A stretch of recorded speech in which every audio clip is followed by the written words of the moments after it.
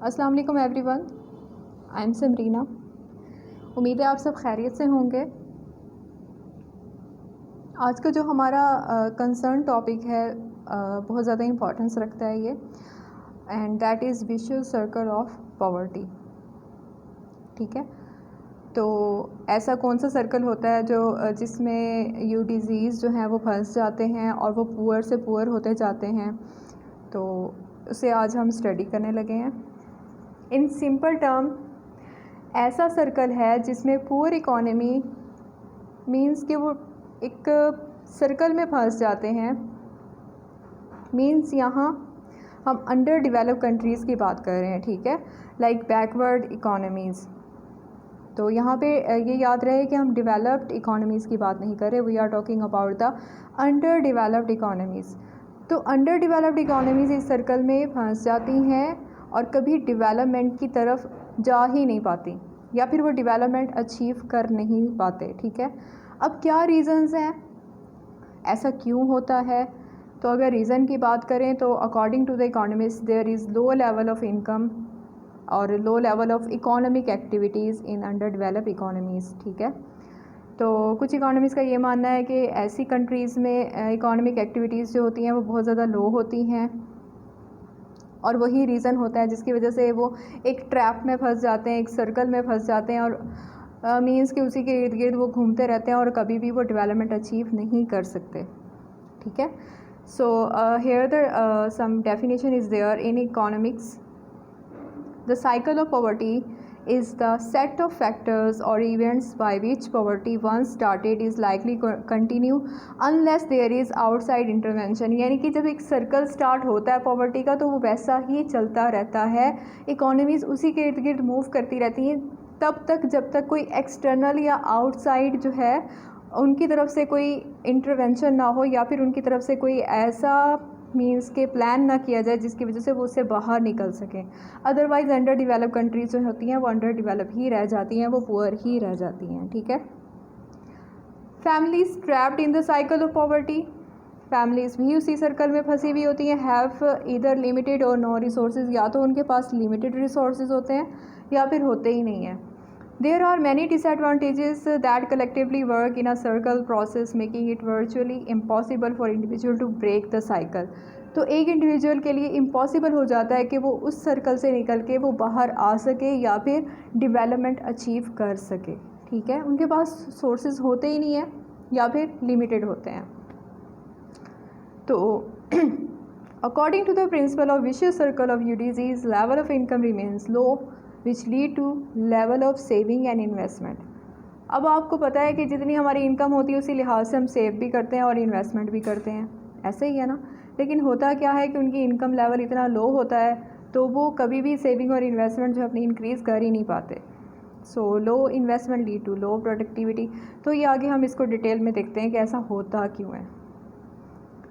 According to professor नक्से, ये एक professor economist हैं जिन्होंने इस थ्योरी को प्रेजेंट किया था।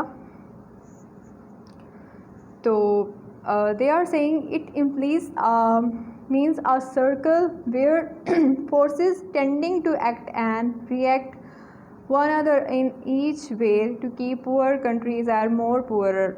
ठीक है, वो कंट्रीज होती हैं वो पॉवर्टी की सर्कल में ही घूमती रहती हैं और वो पुअर ही रह जाती हैं।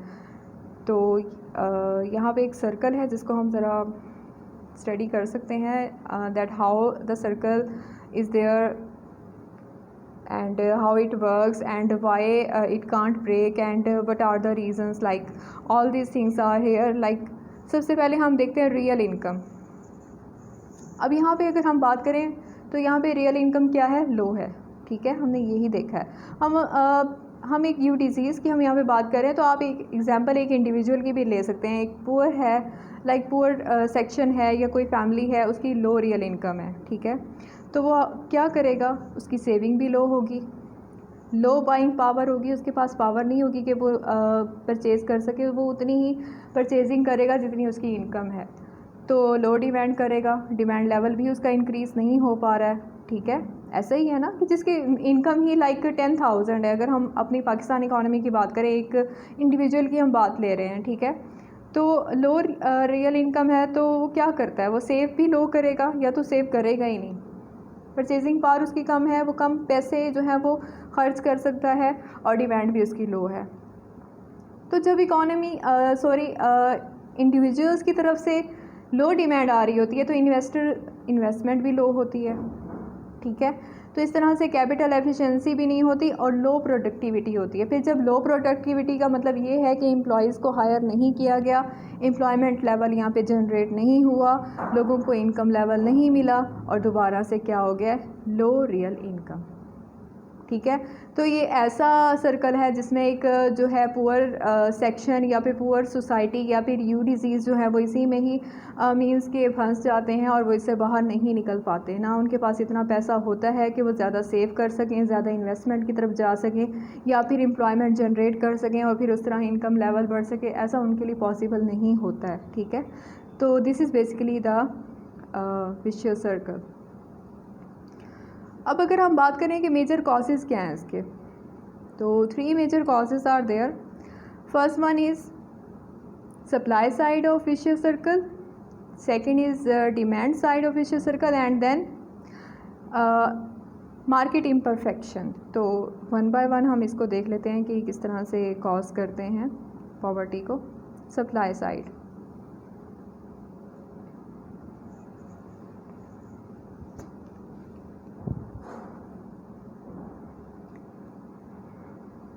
ओके, सप्लाई साइड का एक सर्कल मैंने अलग से यहाँ पे बनाया हुआ है जिसको आप देख सकते हैं। लाइक लो इनकम है तो लो सेविंग होती है, ठीक है। तो जब सेविंग लो होती है तो low productivity and then low investment, again low investment, low income, low saving, low productivity, again low investment. तो ये मींस कि ये सप्लाई साइड को शो कर रहा है। तो इस तरह से ये सर्कल दोबारा इस तरह से चलता रहता है। तो ये भी विशियस सर्कल ऑफ पॉवर्टी को ही शो कर रहा है। यानी कि हम दो साइड्स को अगर हम इंडिविजुअली देखें, like supply side and demand side, तो सप्लाई साइड का सर्कल हमारा कुछ इस तरह से बनेगा। तो रिफ्लेक्ट क्या करता है, you diseases are poor in this countries, poverty refers to low real income definitely. After that, real income remains low due to a low level of capital and the capital is low because of low level of saving. capital low क्यों होगा, जब saving ही नहीं है तो वे investment कहाँ से करेंगे। Investment level भी तो सेविंग पे डिपेंड कर रहा होता है ना। आप जितना सेव करते हैं उतना ही आप इन्वेस्टमेंट में उसको मींस यूज़ करते हैं। तो आपका इन्वेस्टमेंट लेवल कैसे बढ़ सकता है जब आपके पास इनकम नहीं है, इनकम के बाद आपके पास सेविंग नहीं है, सेविंग के बाद इन्वेस्टमेंट की तरफ आप नहीं जाएंगे और इन्वेस्टमेंट से दोबारा आपकी इनकम ही जनरेट नहीं हो सकती। So this is all about the means circle, how it can work और how it occur. The reason of low saving, अब लो सेविंग की रीज़न क्या है, लो इनकम, जैसे मैंने आपको बताया। Those it become clear from the above analysis, अब इस एनालिसिस से वो कह रहे हैं कि ये क्लियर है that main reason of low level of poverty and income is low level of saving, कि एक पॉवर्टी का मेन रीज़न ये भी हो सकता है कि सेविंग लेवल कम है इकोनॉमी का, ठीक है।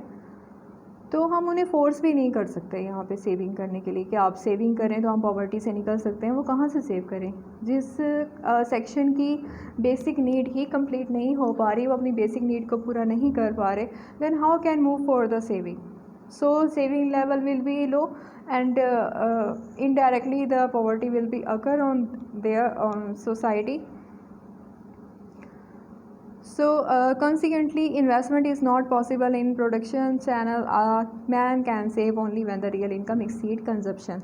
एक इंसान तब ही सेव कर सकता है जब उसकी रियल इनकम जो है कंजम्पशन से बढ़ जाए, ठीक है। यानी कि वो जितना कंज्यूम करना चाहता है वो भी कर ले, उसके बाद उसके पास कुछ एक्स्ट्रा पैसे भी हों ताकि वो सेविंग की तरफ जा सके, तभी ये पॉसिबल होता है। लेकिन यहाँ ऐसा होता ही नहीं है, उनकी इनकम ही लिमिटेड होती है या तो उनका इनकम लेवल होता ही नहीं है। बहुत ही पुअर सोसाइटी की यहाँ पे बात हो रही है। Fine, next one is demand side of vicious circle.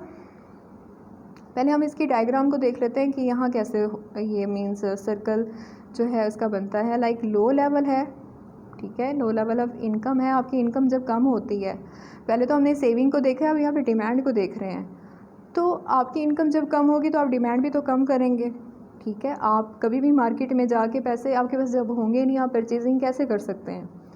तो low income reflect to low demand.